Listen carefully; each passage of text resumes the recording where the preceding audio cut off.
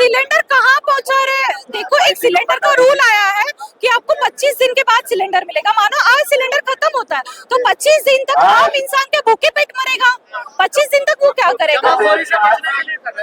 यार, जमाखोरी से कैसे बचोगे? मुझे बताओ, अगर आज सिलेंडर खत्म है तो उनको मिलना ही चाहिए। पहली चीज, देश के प्रधानमंत्री को, पेट्रोलियम मंत्री को और देश की पूरी कैबिनेट मिनिस्ट्री को एक बात पता रहनी चाहिए कि अगर इतना बड़ा जागतिक युद्ध चल रहा है तो हमारे देश में समस्या आ सकती है, तो उसके ऊपर सोल्यूशन पहले से आने चाहिए थे।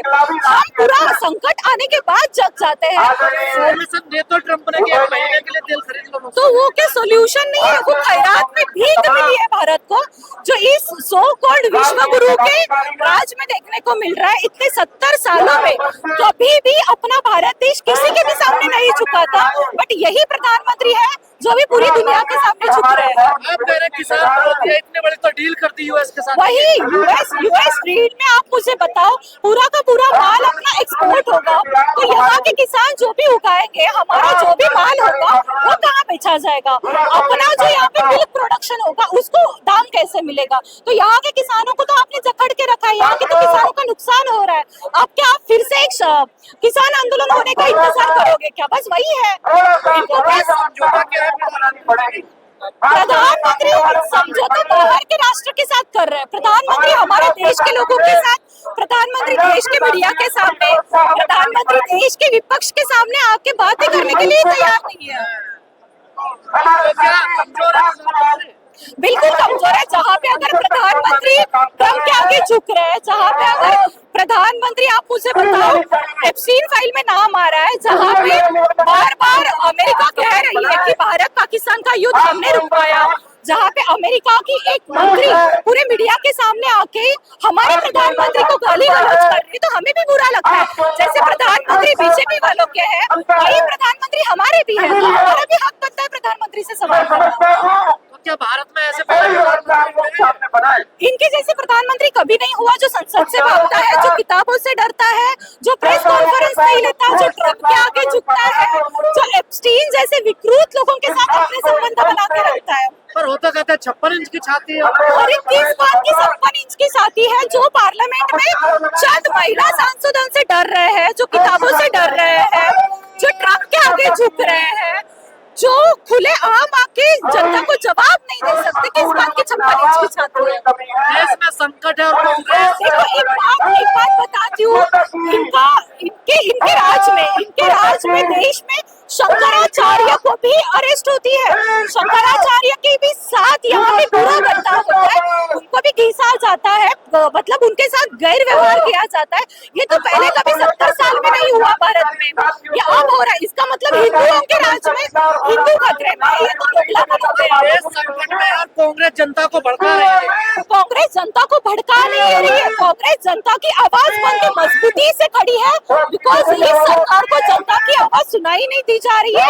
ये सरकार गूंगी बहरी हो चुकी है, इनके कानों में आवाज पहुंचाने के लिए आज विपक्ष को रास्ते पे उतरना पड़ता है। गैस की कोई कमी नहीं है, आप लोग जाकर लाइन। अरे कल इनका बीजेपी का खुद प्रवक्ता मीडिया के सामने बोलता है कि गैस नहीं मिल रहा है। अगर आपको चाहिए तो बीजेपी का ट्विटर हैंडल देखो, बीजेपी का आप सारे सोशल मीडिया हैंडल से बोलो, आपको पता चलेगा कि उन्हीं के लोग बता रहे हैं कि एलपीजी नहीं मिल रहा है। तो हम तो झूठ बोल सकते हैं, बीजेपी का प्रवक्ता भी झूठ बोलेगा। बीजेपी कह रही है कि कांग्रेस चाह रही है कि ईरान के साथ रखा जाए, क्या रखा जाए? ईरान के साथ खड़ा हो जाए भारत। नहीं, बिल्कुल खड़ा होना चाहिए। ईरान हमारा इतना पुराना दोस्त है, अगर हम दोस्ती नहीं निभा सकते तो हमें ट्रम्प जैसे विकृत लोगों के साथ दोस्ती निभाने में कोई भी दिलचस्पी नहीं है। और अगर उनको ट्रम्प के साथ दोस्ती निभानी है तो हम चाहते हैं कि आप इस्तीफा दे दो, प्रधानमंत्री पद से हट जाइए और जिनके साथ दोस्ती निभानी है निभा लीजिए। से दोस्ती करना ठीक नहीं है भारत के लिए। किसके साथ? से दोस्ती बिल्कुल नहीं। और जिन लोगों का नाम एप्स्टीन फाइल में आ रहा है, जो लोग विकृत साबित हो गए हैं, जिन्होंने इतना घिनौना कृत्य किया है, उनके साथ अगर अपने देश के प्रधानमंत्री है तो हमें तो शर्म आती है इस बात को। हमारे देश की संस्कृति परंपरा सब मिट्टी में मिला दी है।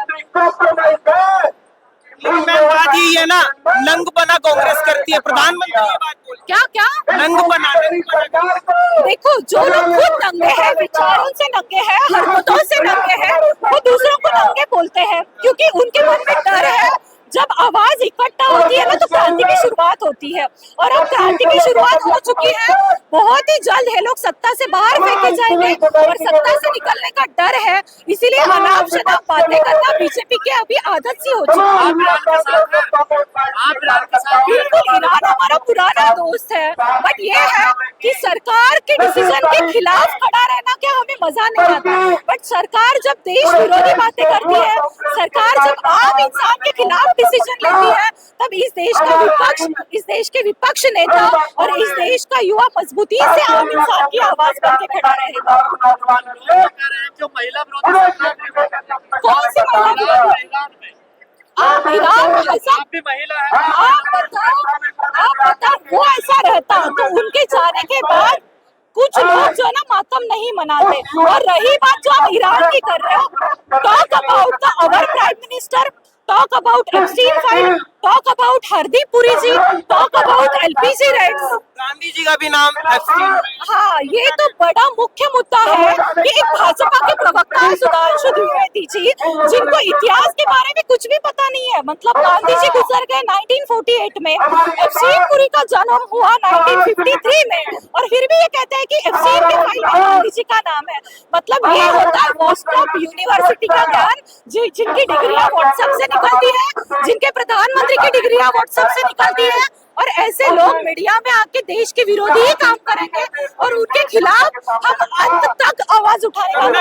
राहुल गांधी सही आदमी नहीं है, ऐसे व्यक्ति नहीं। देखो, किसी के सही और गलत कहने से कोई सही गलत नहीं होता।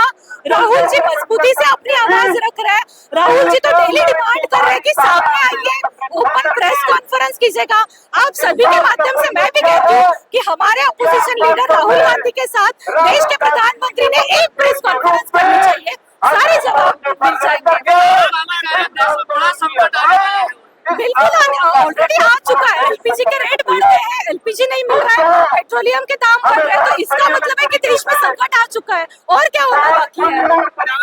अब बस भूखे पेट मरना बाकी रह गया है। हमेशा कह रहे हैं गले मिलते हैं, आंख मारते हैं। अरे हाँ, संसद में संसद की हरकतें मैं बताती हूँ। संसद से भाग जाना, संसद में विपक्ष का माइक बंद करना, संसद में विपक्ष के लोगों को सस्पेंड करना, ये तो संसद की हरकतें नहीं हो सकती।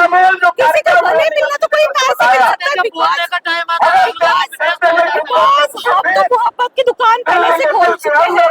मोहब्बत बांटना, प्यार बांटना, यही देश का कल्चर है, और ये लोग जो है वो नफरत फैलाने में लगे हुए हैं। नहीं, जब बोलने का टाइम आता है राहुल गांधी कब विदेश गए? एक प्रूफ देखो, जब राहुल गांधी बोलने के लिए खड़े रहते हैं, तब इस देश के प्रधानमंत्री संसद में आते ही नहीं है। वहाँ पे लोकसभा के अध्यक्ष जो है ओम बिरला से मैसेज जाता है कि आज हम पार्लियामेंट में ना आए, तो इसका मतलब ये सबकी मिली भगत रहती है, ये सब मिलजुल के पार्लियामेंट से भागने में होशियार है। कांग्रेस हिंदुओं को बांट रही है ना, कैसे बांट रही है? एक एग्जांपल दे दो, एक एग्जांपल दे दो कि जाति जनगणना करवाना चाहती है ना। बिल्कुल, क्योंकि इस देश के हर एक इंसान को, हर एक जाति को, हर एक इंसान को समान न्याय मिलना चाहिए, समान चीजें मिलनी चाहिए, तो इसीलिए जातिगत जनगणना होना इम्पोर्टेंट है। हमारे शहर के साथ में डालूंगा।